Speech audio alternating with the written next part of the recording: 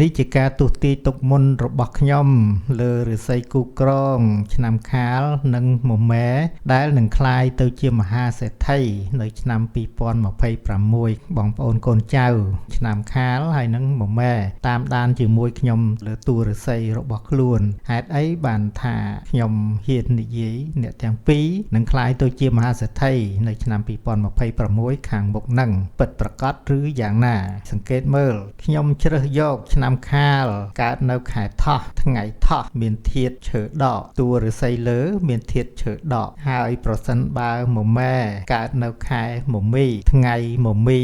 មានធាតុដីបូកនោះឯងប្រកាសណាស់នឹងក្លាយទៅជាមហាសេដ្ឋីដោយព្រោះថាយើងមើលទៅលើឆ្នាំខាលប្រសិនបើយើងមើលលើតួឫស្សីឆ្នាំបើសិនជាយកឆ្នាំខាលកើតនៅឆ្នាំ1998មានធាតុដីបូកតួឫស្សីលើហើយប៉ះចំតារាទេព Direct Well ជាធាតុលុយលាបធំហើយប្រសិនបើយើងមើលមកមមែគឺមានធាតុដីដកហើយតួឫស្សីលើគឺទឹកដកកើតនៅឆ្នាំ2003ហើយនេះខ្ញុំគ្រាន់តែជ្រើសយកតួឆ្នាំសិនទេណាហើយមមែគឺប៉ះចំតារាទេព Direct Well ដូចគ្នាជាតារាទេពលុយលាបធំនេះប្រសិនបើមមែកើតនៅខែមមីហើយថ្ងៃមមីប៉ះចំធាតុដីបូកប្រសិនបើយើងមើលទៅលើធាតុអ្នកទាំងពីរធាតុឈើដកនិងដីបូកខាលគឺមានធាតុឈើដករីឯមមែមានធាតុដីបូកប្រសិនបើយើងមើលទៅលើធាតុឈើជាធាតុតួខ្លួនរបស់ខាលធាតុដីជាធាតុតួខ្លួនរបស់មមែធាតុដីនឹងឯងគឺជាធាតុលុយលាបរបស់ខាលហើយនេះបញ្ជាក់ថាប្រសិនបើខាលនៅផ្ទះណាជាមេផ្ទះក្តីឬក៏ជាបរោះក៏ថាបានដែរបើសិនជាតួអង្គបរោះមមែហ្នឹងឯងគឺជាធាតុលុយលាបរបស់ខាលអញ្ចឹងមមែអាចថាគាត់លក់ដូរនៅផ្ទះអីអញ្ចឹងទៅហើយអញ្ចឹងយើងមើលទៅលើឫស្សីឆ្នាំមមីឆ្នាំ2026ឆ្នាំខាលគឺហេងខ្លាំងហាក់បានធាតុលោហៈដល់វេលាហ្នឹងគឺជាពេលវេលាដែលខាលចេញរកលុយរកលាបដែរហើយតាមរយៈធាតុភ្លើងហាក់បានធាតុភ្លើងពាក់កណ្ដាលហាក់រីឯមមែឆ្នាំ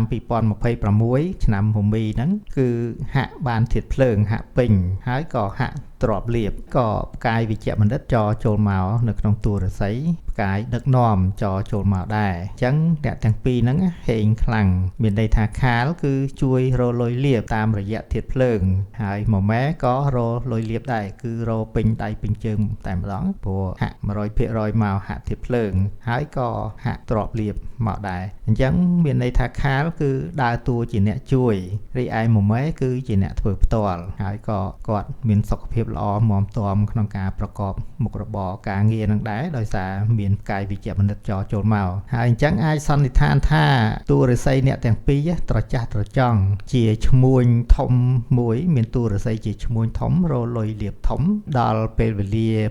2026គឺជាឆ្នាំមមីអញ្ចឹងឫស្សីអ្នកទាំងពីរហ្នឹងគឺជួបនឹងហេងខ្លាំងគូទាំងពីរហ្នឹងបើសិនជាខំរកលុយរកលៀបជាឈ្មួញប្រឹងរ 100% មមែប្រឹងរ 100% ហើយខាលជួយទៅដល់ការរកលុយរកលៀបនឹងឯងគឺអ្នកទាំងពីរប្រកាសណាស់នឹងក្លាយទៅជាមហាសេដ្ឋីនៅឆ្នាំ2026ខាងមុខហ្នឹងជាប្រកាសនេះជាការទស្សន៍ទាយទុកមុនរបស់ខ្ញុំលើគូក្រងខាលហើយនឹងមមែហើយក៏ទៅតាមខែថ្ងៃដែលកំណត់មកដែរហ្នឹងណាប្រសិនបើខុសខែថ្ងៃហ្នឹងក៏មិនសន្មត់ថាគូទាំងពីរហ្នឹងជួបនឹង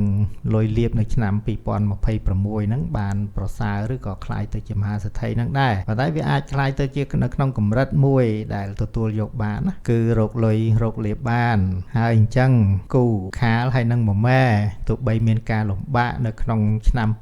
2025ហើយអញ្ចឹងចាំត្រង់លុយលៀបនៅឆ្នាំ2026សូមអរគុណច្រើន